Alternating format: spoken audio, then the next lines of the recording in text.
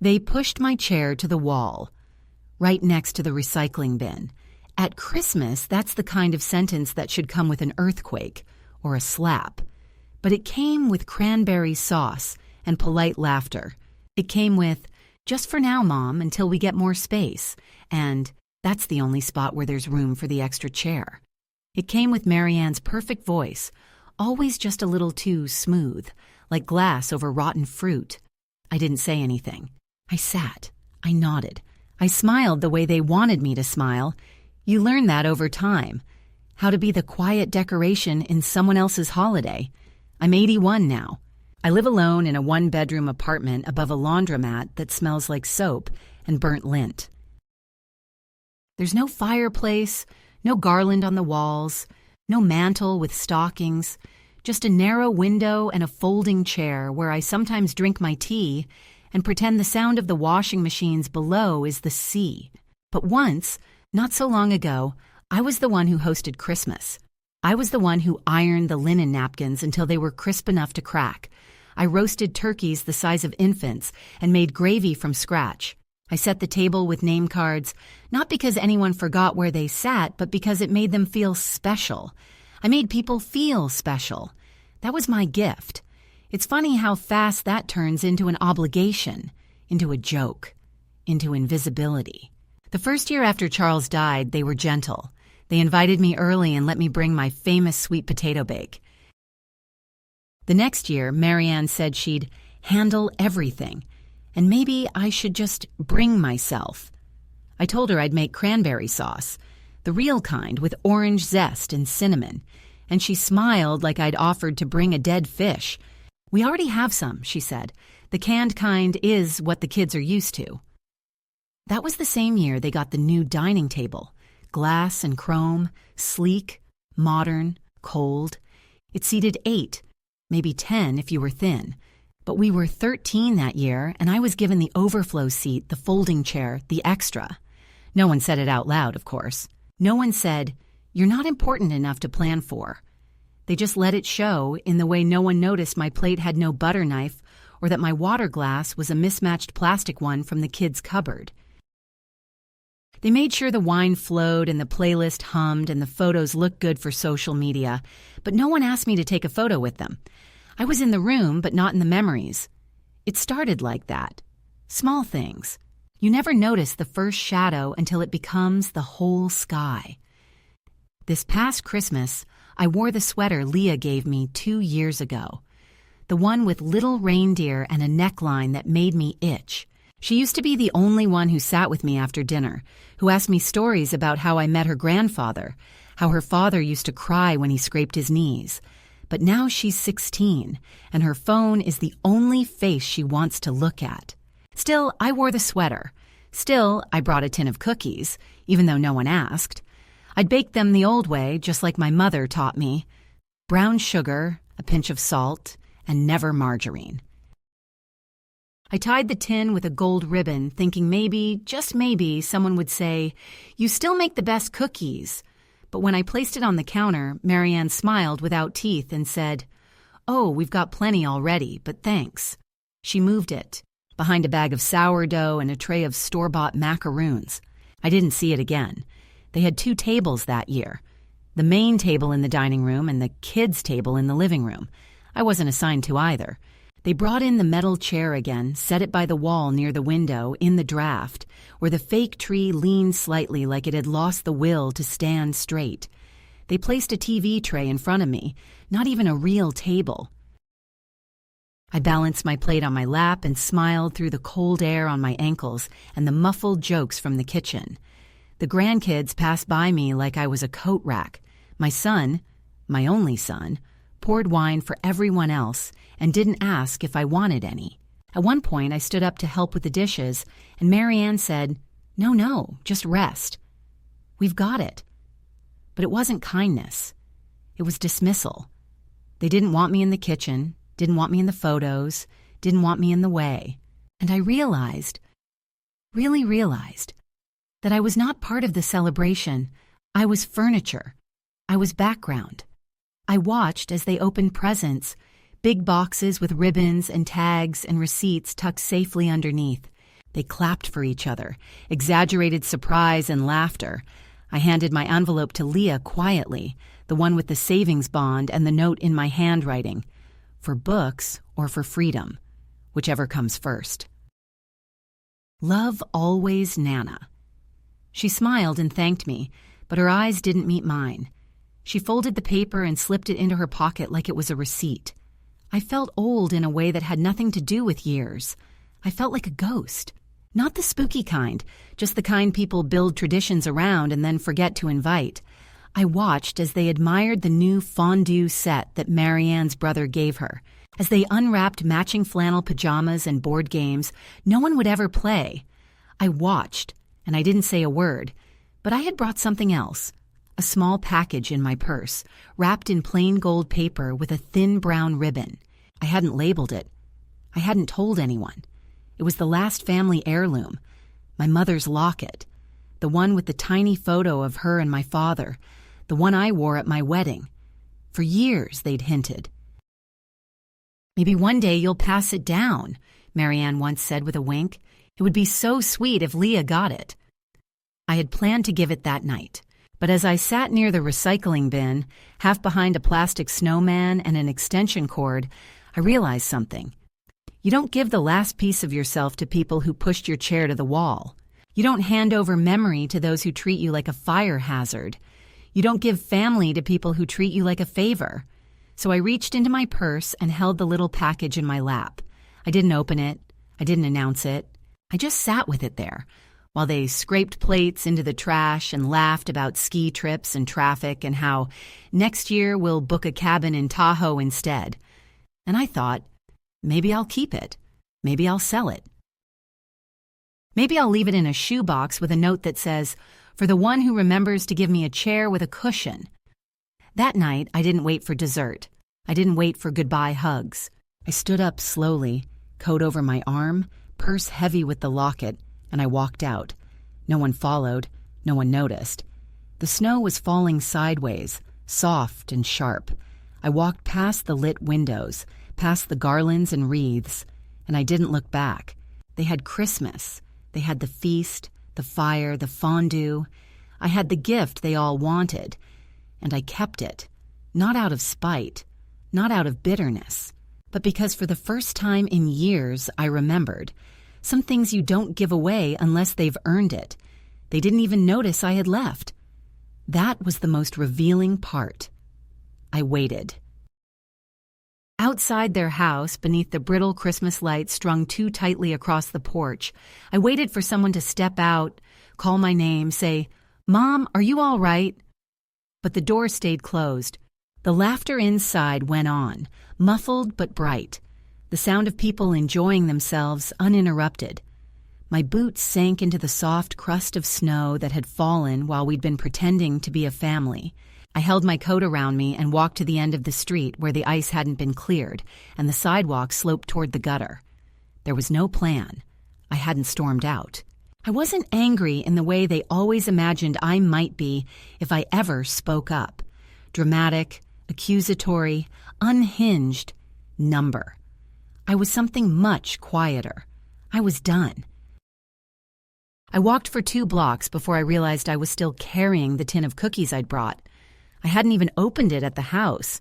It was still wrapped, still tied with a ribbon, a tag dangling off the side that read, "With love, always."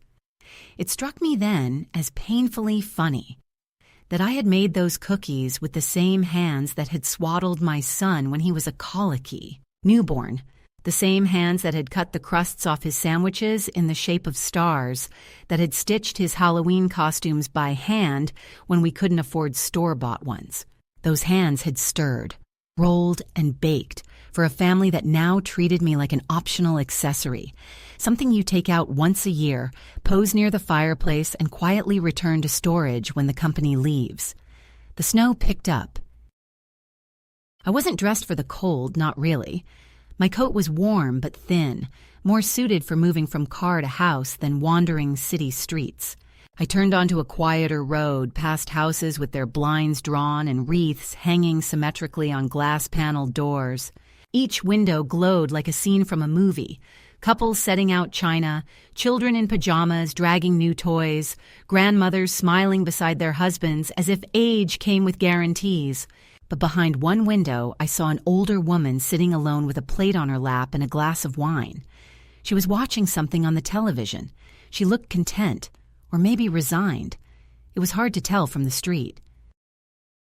I stood there for a long moment and realized I wasn't jealous of the ones with big tables and loud dinners. I was envious of her, because at least she was alone on her own terms. Eventually, I made my way to the bus stop. I didn't even check the schedule. I just sat on the cold metal bench beneath the awning and waited. It was nearly midnight. The streets were mostly empty, the kind of stillness that only happens on holidays, when everyone's tucked inside the illusion of closeness. A man passed by, walking his dog, a golden retriever with a red scarf, and gave me a polite nod. I nodded back. He didn't ask if I was okay. He didn't need to. I must have looked like what I was, a woman sitting in the consequences of 100 small silences. The bus arrived. It hissed to a stop, and the driver blinked at me like he wasn't sure I was real. "You getting on?" he asked. I nodded, stepped inside, swiped my card. There was only one other passenger, a young man in a hoodie asleep against the window.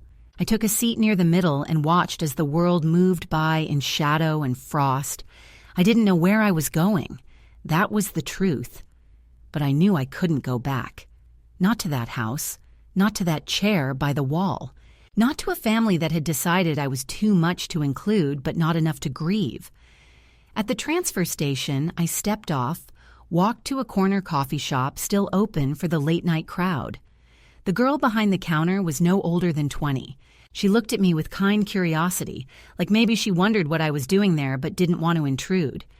"You want something warm?" she asked. I ordered tea.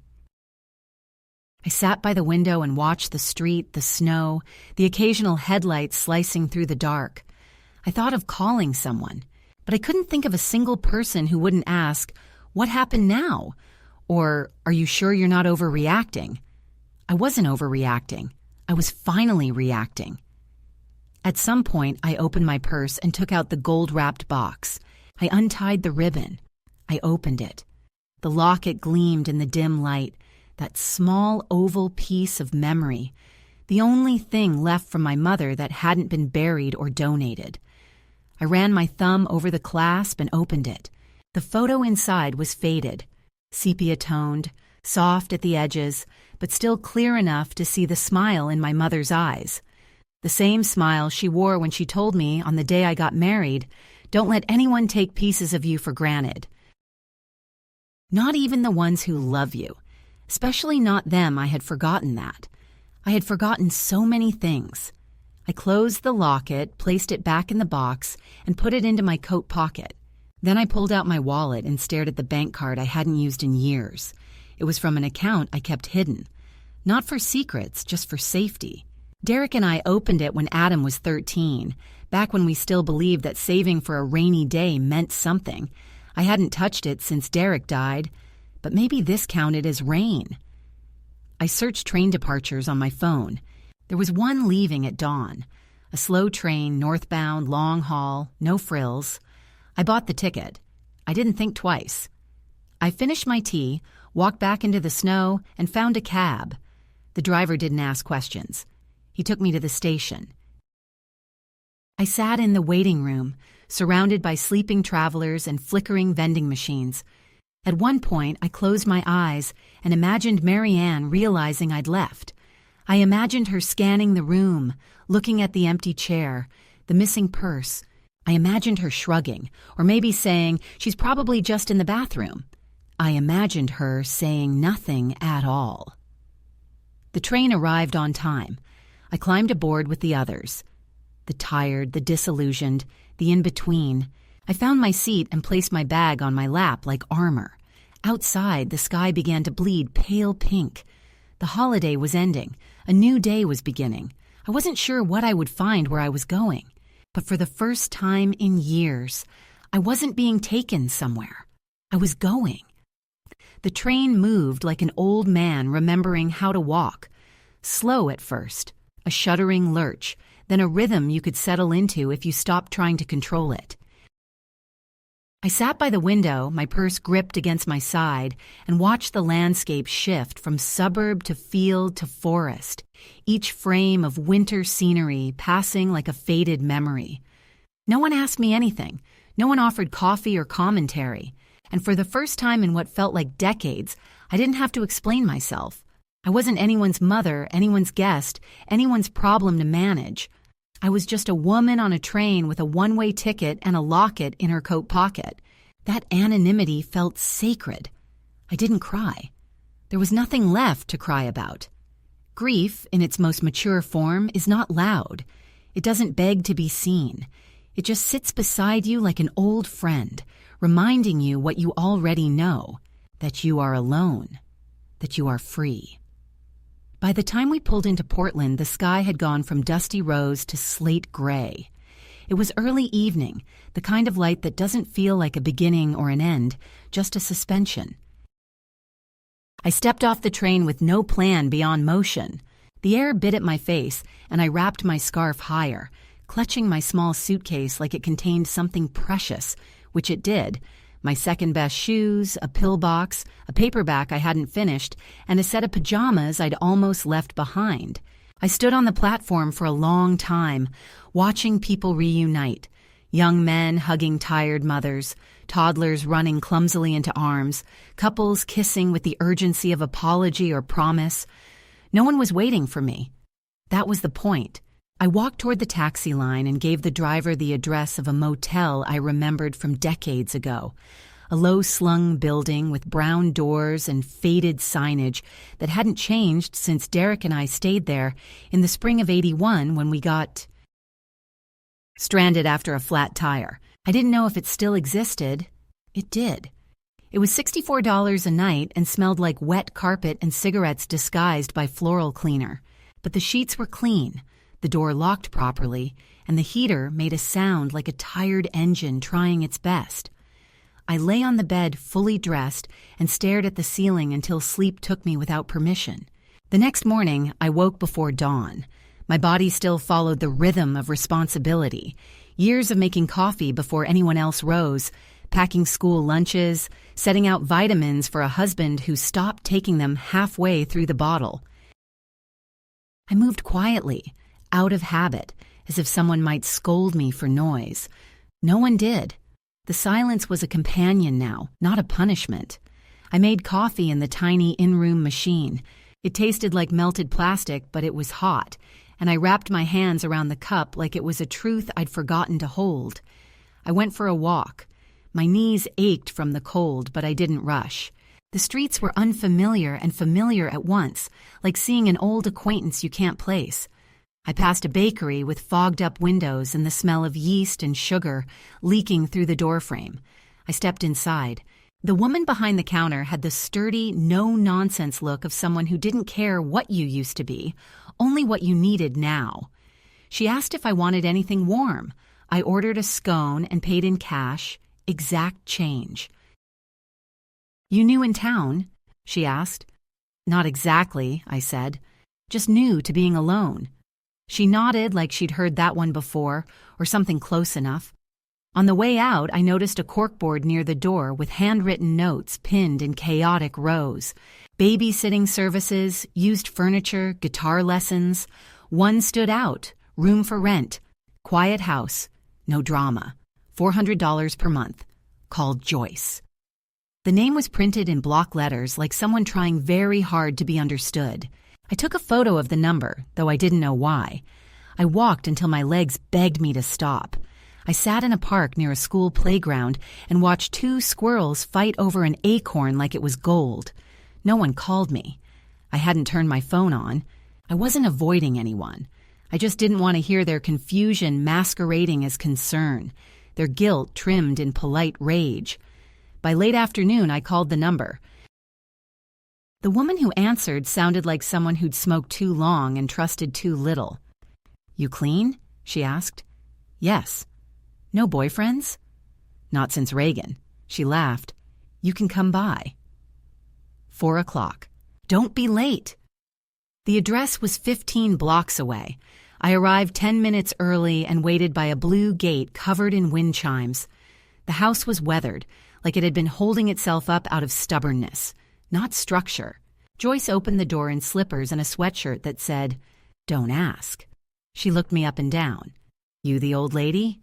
"I suppose I am." "Come on in. Let's see if you're tolerable." The room was small. Twin bed, a dresser with 3 working drawers, a window that let in tired light. The house smelled like onions and floor polish. There was no charm to it, just reality. I handed her $400 in 20s from the envelope I'd hidden in the lining of my purse. She didn't count it. "You hungry?" she asked. I nodded. She made grilled cheese and tomato soup and didn't ask a single question about who I'd been or what I was doing there. That was the first kindness I'd received in months that didn't come with an implied deadline. Over the next few days, I began to take up space again. I folded my few clothes into the drawers. I bought tea. I swept the hallway without being asked. Joyce didn't hover. She grunted approval when I fixed the curtain rod and passed me half a sandwich without comment when I skipped lunch. We were not friends, not yet, but she was company, and that was enough. I began looking at job boards not because I needed money, I could stretch my savings if I stayed small, but because I needed motion, purpose. Something to put my hands on that wasn't the past. A small cafe 3 blocks away had a sign in the window. Help wanted, mornings only. I walked in and asked. The woman behind the counter, Heather, had forearms like steel and a gaze like she'd already been disappointed by everyone once. "You got experience?" she asked. "I've made coffee, fed people, and not called in sick for 50 years. She raised an eyebrow. "Trial shift tomorrow, 6 to 11. Don't be late that night. I ironed the only blouse I owned that still held a crease. I set out my shoes, the sturdy ones. I slept better than I had in weeks. In the morning, I arrived early. Heather handed me an apron and pointed. No perfume. No opinions. Refill cups without being asked. I nodded. She softened just a breath. You nervous? No, I said. I'm 81. I've buried a husband, raised a son who hasn't called me in 2 months, and passed 3 kidney stones. This is just coffee. She smirked. Fair enough. By noon, my feet ached, but I was still standing. No one asked why I was working. No one questioned my hands. And when Heather handed me a towel and said, "Same time tomorrow?" I felt something in my chest unclench. I walked home slowly, the cold biting at my cheeks, my coat wrapped tight, and my steps heavy but honest. No one knew where I was. No one had called.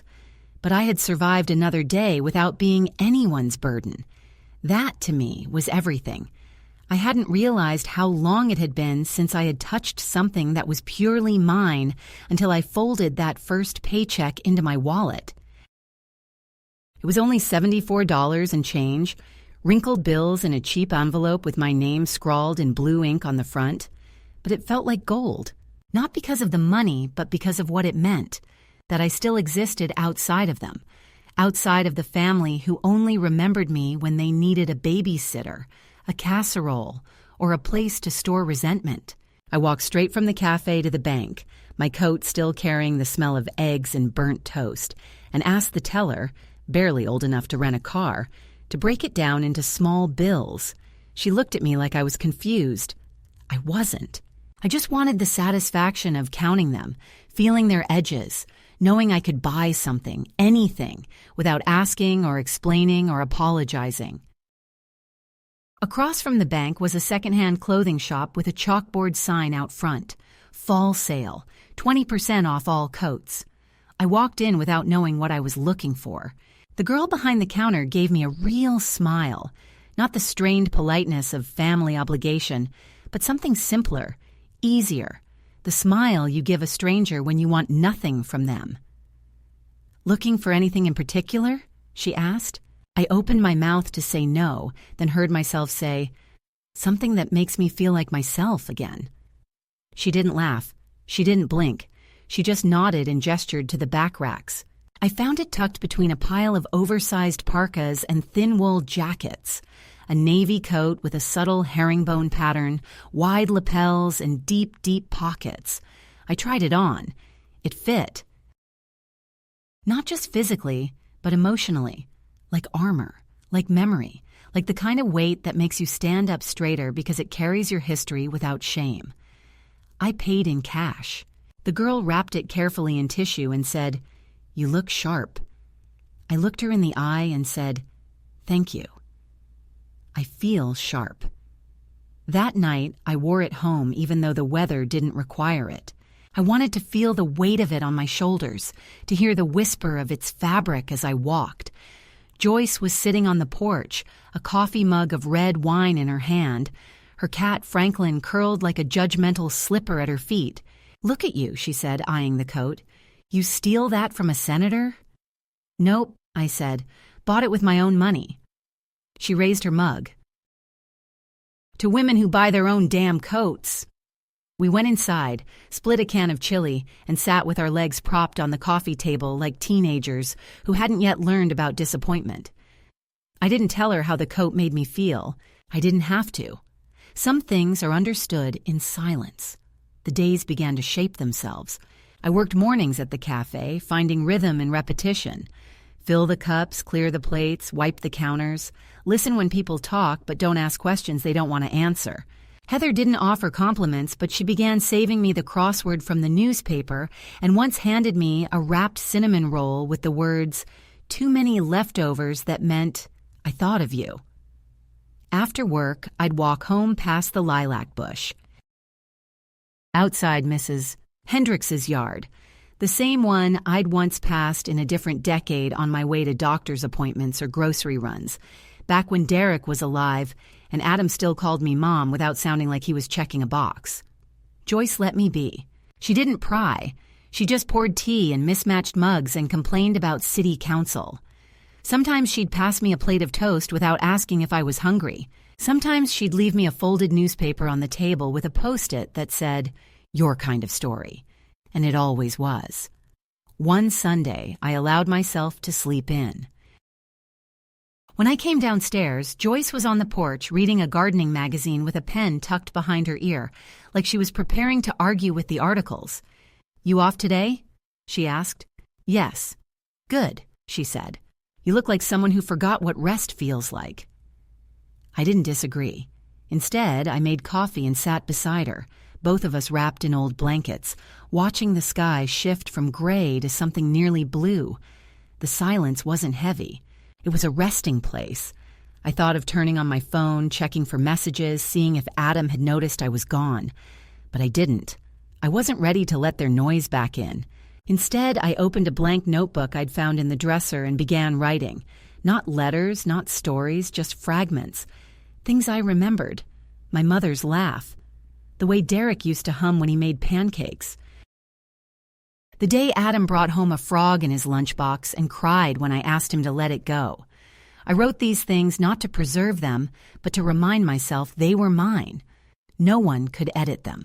No one could rewrite them into something more palatable for dinner conversation. I wrote until my hand ached, and then wrote some more.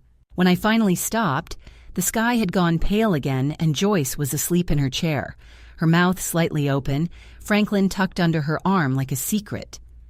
Later that evening, I lit a candle on my nightstand, not for mood, but for company. The room was small, but it held everything I needed. My coat, my notebook, a few clothes folded with intention, and silence I chose. I placed the locket on the dresser, open, the tiny photograph staring out at me with a kind of enduring kindness. I didn't know yet what I would do with it. Maybe I'd keep it. Maybe I'd mail it to Leah with a letter she wasn't old enough yet to understand. Or maybe I'd carry it with me every day as a reminder that value isn't something other people assign to you. It's something you claim. Outside, rain tapped against the window like it had something gentle to say. I didn't feel old. I didn't feel lost. I felt new in a way I hadn't felt since before I was a wife, a mother, a placeholder. I was still rebuilding, yes, but I was building for myself this time. The letter arrived on a Wednesday. It was tucked among a pile of flyers and grocery store coupons Joyce had brought in from the mailbox. The usual mess of things people send when they don't really want to know how you are, but want to remind you they exist. At first, I thought it was just another bill, another printout disguised as something personal, until I saw the handwriting. Precise, sharp, slanted to the right, like someone trying very hard to stay calm. There was no return address, but I recognized it instantly. My son, Adam. My fingers hesitated over the envelope, not from fear, but from fatigue. The kind of deep cellular weariness that comes not from one blow, but from hundreds of small ones, unspoken, accumulated over years until your bones begin to echo with them. I opened it slowly, sitting at the small kitchen table while Joyce muttered about a loose pipe under the sink, and read every word with a stillness I hadn't known I possessed. 6 pages. 6 full pages of accusation disguised as concern, of rewritten history sealed with the stamp of entitlement. He wrote that they were devastated, that my disappearance had traumatized the family, that Lisa cried every night, that the grandchildren were confused and distressed. He used words like abandoned, irrational, selfish, and he did it with the careful cruelty of someone who believes himself reasonable. But what stood out most wasn't the language, it was the absences. Nowhere in 6 pages did he mention that they had left me by the recycling bin. Nowhere did he acknowledge the cold folding chair, the TV tray, the fact that no one had noticed when I slipped out into the snow. There was no apology, not even a shallow one. There was only the expectation that I should explain myself for leaving the very people who had quietly, efficiently, and without hesitation removed me from their lives long before I ever walked out the door. I folded the letter neatly and slid it back into the envelope. I didn't tear it. I didn't burn it. I left it in the drawer next to my notebook, under a receipt from the second-hand store and a spare key to the cafe. It didn't deserve fire. Fire is for things that matter. 2 days later, Kieran called. My grandson. The only one who used to visit without being asked, who once sat on my porch with a sketchbook and drew birds while I weeded the garden. His voice cracked when I answered, soft and tentative, like a child knocking on a door he's not sure he's allowed to open. He didn't ask where I'd been. He just said, "I'm glad you picked up." I told him I was safe, that I was working mornings, that I lived in a room with a window that caught the afternoon light in just the right way. He asked if I needed anything, and I laughed. Not cruelly, just lightly, like someone who's been starving and is offered a brochure for a restaurant. "No, darling," I said. "I've got more than I did before." We talked for 15 minutes, about nothing and everything. I didn't mention the letter from his father. I didn't want to. I wasn't ready to share that wound, not even with him. Before we hung up, he said, "I miss you." And I said it back. Because it was true. The next week, Lisa appeared at the cafe. She didn't come in right away. I saw her through the front window, standing stiffly near the pastry display, pretending to read the chalkboard menu. She looked thinner than I remembered, her coat too elegant for the drizzle, her expression practiced. When she finally stepped inside, the bell above the door sounded like a warning. I was wiping down the counter. She approached like someone approaching a wild animal, slow and careful and ready to bolt. "Martha," she said, her voice low and precise. "Can we talk?" I gestured to the booth in the back. She sat like she wasn't sure the seat was clean. I didn't rush to join her. I finished cleaning the counter, refilled the sugar caddies, and only then walked over and sat across from her, folding my hands in my lap like I used to when waiting for school conferences. "It wasn't my idea to send the lawyer," she began, eyes flicking down to her gloves. "That was Adam." I didn't even know he'd done it until after. I didn't respond. I waited. "We didn't mean for you to feel excluded." It was Christmas. The house was crowded. We thought you were just tired, that you needed a break. I looked at her. really looked, and saw the effort it took for her to sit across from me. Not because of guilt, but because of the loss of control. Lisa had always been about the image, the narrative, the structure. She didn't know how to handle the unpredictable. She reached into her purse and slid a small envelope across the table. It's from Kieran. He didn't know I was coming. I just thought... I didn't touch it. Not yet. She looked up at me then, her eyes bright and hard. I wasn't trying to replace you, she said. I just didn't want your shadow in every room. That was the closest thing to truth I'd ever heard from her. I stood slowly and leaned in, just enough for her to hear me. I'm not your shadow, Lisa. I'm the light you tried to dim because it made you squint. She didn't follow me when I walked away. That night, I opened the envelope. Inside was a photograph of Kieran as a child, maybe 6 years old, in my backyard, holding a watering can twice the size of his arm, dirt on his cheeks, joy on his face. Behind him, I was kneeling by the hydrangeas, reaching out to guide his hand. The second item in the envelope was a note, just 5 words, written in Kieran's slanted hand. I remember. I always remembered I pressed the photo to my chest and let the ache move through me like music. It wasn't regret. It wasn't grief. It was recognition. The world hadn't erased me completely. Not yet. A week later, the man in the suit arrived. He waited outside the cafe until my shift ended, then stepped inside and said my name like it was a formality. Mrs. Harlow, I'm Derek Sorensen. I represent Adam and Lisa Harlow. They're concerned about your well-being. I looked him in the eye and said, I'm not a dog who wandered off a leash. He cleared his throat and tried again. They're worried. They just want to ensure you're in a safe environment. I am, I said. I pay rent. I work. I sleep well. Better than I have in years. He nodded, but he didn't leave. They would like to discuss next steps.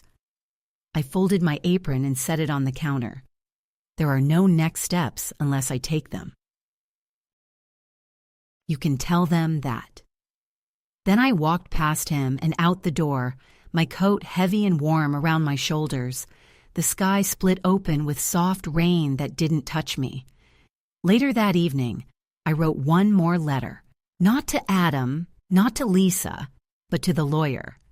3 sentences, formal and final. I am of sound mind and in a safe environment. I have retained local legal counsel. Any further attempts to contact me under the guise of concern will be considered harassment. I signed it with a steady hand, sealed it, and mailed it the next morning. I didn't feel triumphant. I didn't feel vindicated. I felt quiet, resolved, whole. That week, Arthur brought me a magnet shaped like a birdhouse. Saw it at the market, he said, made me think of you. I thanked him. Later, I stuck it on the fridge and smiled. Not because of what it meant to him, but because of what it meant to me. A reminder that I was still here. Still worthy of thought. Still visible. That night, I sat with Joyce on the porch, the sky soft and low. She passed me the wine mug. You still hiding? She asked. Or healing? I didn't hesitate. Healing, I said. But the hiding was nice while it lasted. She nodded and we didn't speak again for the rest of the evening. We didn't need to. Some truths are best left to float in silence, like leaves on still water. It happened on a Tuesday morning that smelled like burnt toast and over-steeped tea. I had just finished wiping down the pastry case at the cafe when Heather walked in early from her cigarette break, handed me a manila envelope and said with a shrug, "Guy dropped it off." Said it was from your son. I held it like something warm that might burn, staring at the heavy paper, the expensive embossed return address. A firm, not a person. A name I recognized, not Adam's, but the firm he'd used when Derek died. The one that processed the estate. The one that whispered, "Let's be efficient," while I was still wiping grief off my mouth like lipstick. I I didn't open it at the cafe. I put it in my purse, finished my shift, washed my hands with a trembling that didn't reach my face, and walked home with the weight of finality pressing between my shoulder blades. Joyce wasn't home. The living room was quiet, the kind of quiet that suggests the house is holding its breath. I sat down at the kitchen table and slid my thumb beneath the seal. Inside were documents, legal, numbered, sterile, a draft of a motion, custody request. Conservatorship application. The language was cold and dressed in the formal armor of concern, but the message was clear. They wanted control of me, of my finances, of my future, of the story they told the world. They had tried distance, guilt, silence, letters, visits, lawyers. Now they would try paperwork. I read every word without blinking. It was, in essence, an accusation disguised as protection. They cited my absence, my age, my sudden departure from the family. They mentioned my employment at the cafe, phrased it in a way that made it sound like a symptom of instability. They questioned my living arrangement, described Joyce's home as unregulated. They used words like vulnerable, deteriorating, at risk. There was no mention of the Christmas chair. No mention of the folding tray, the invisible place setting, the ignored departure. Only implication, construction, a carefully staged portrait of me as someone who had lost the thread. But I hadn't lost anything. I had finally picked it up. I didn't cry. Instead, I stood, walked to the cabinet and pulled down the tin of cookies I'd never eaten, the ones from that last Christmas. I opened it. They had gone stale, soft at the edges, fragile. I took one, broke it in half, placed the pieces on a plate, and sat again. Then I called the number on the last business card my own lawyer had given me, back when Derek was sick and we needed to update the will. His name was Clive. He'd been patient, dull, methodical, the kind of man who looked at every comma like it owed him money. He picked up on the second ring. "Martha," he said, voice warm with distant memory. "I wasn't sure I'd hear from you again." I told him everything. He listened without interruption. When I finished, he said, "You don't need to worry. They can't make this stick, but we'll file a formal response. Do you want to go to court?" I looked out the window at Joyce's chimes clinking in the breeze. "If they push," I said, "I'll push back." I'm done folding. That week, I wrote a letter. Not to Adam, not to Lisa, to Leah, my granddaughter. She was always the quiet one, the reader, the child who noticed when I wore a new pin or changed my hair. I wrote longhand, careful and slow. I didn't explain everything, just enough. I told her that being a mother doesn't end, even when your child stops seeing you as a person. That being a woman means being judged for your strength and your silence in equal measure. I told her that inheritance isn't just jewelry and bonds, it's behavior. That if you teach people to ignore you long enough, they will. That love without respect is just control in a prettier dress. I sealed the letter and included the locket. No note, no conditions. Just the object and the truth. When the court date came, I arrived early, wearing the navy coat with the deep pockets. Clive met me outside with his usual beige tie and his weathered briefcase full of precision. Inside, the room was colder than I expected, all wood and glass and echoes. Adam was there, of course. Lisa sat beside him, perfectly composed, every inch of her hair telling the world that nothing was out of place. He looked older, tired, but not ashamed, just convinced. Convinced that I had failed some invisible test of gratitude. Convinced that I had slipped beyond usefulness into something inconvenient. The judge asked questions. I answered clearly, calmly, directly. Clive presented my employment records, my lease agreement, my medical statements. He read the letter Adam had sent and asked if the court could interpret tone. The judge raised an eyebrow. Lisa whispered something to Adam. He didn't look at me once. When it was over, the motion was denied. Unfounded, overreaching. The word dignity was used. So was autonomy. I left the courthouse without speaking to them. On the sidewalk outside, Joyce was waiting in her old green jacket, a cigarette in one hand and a thermos in the other. "Well," she said, "still yours then." I took the thermos, unscrewed the lid, and drank. Coffee. Black. Sharp. Alive. Later that night, I sat at the kitchen table and opened my notebook. I wrote a list, not of things to do, but of things I had reclaimed. My name, my choices, my breath, my space, my anger, my softness, my mornings. I thought about how many women I'd known who never got the chance, how many had disappeared so quietly their own families forgot they were ever loud. I thought about my mother's hands, the way they used to rest on the table after dinner, folded but not resigned. I thought about the sound of my own voice in that courtroom, steady, low, undeniable. I thought, this is what it means to be seen. Not loved, not needed, not used, seen. It's quieter now, in a way that doesn't ache. The kind of quiet you choose, not the kind that's handed to you like a punishment. Mornings begin slowly. I wake before the sun, the sky still wrapped in that bluish hush that reminds me of early church services and cold bathroom tiles. I stretch before I move. I speak my name aloud before I stand, not because I think I'll forget it, but because for too long I lived in rooms where no one said it with care. I make tea. I read. I work 3 days a week at the cafe, though Heather says I can cut back if I want. I don't want to. I like the way customers hand me coins like they matter, the way some of them look at me like I belong there, like I'm not a question mark in a place meant for younger bodies. I like the rhythm, the noise, the ritual of plates and mugs and crumbs wiped away. It's honest work, clean, and no one talks over me. When my shift ends, I walk home slowly, through streets that no longer feel foreign. I know the lilac bush by smell now. I wave to the woman who always sits on her porch with knitting she never seems to finish. I stop sometimes to buy bread I don't need, just for the weight of it in my bag, just to hand it to Joyce when I get home and say, "For later."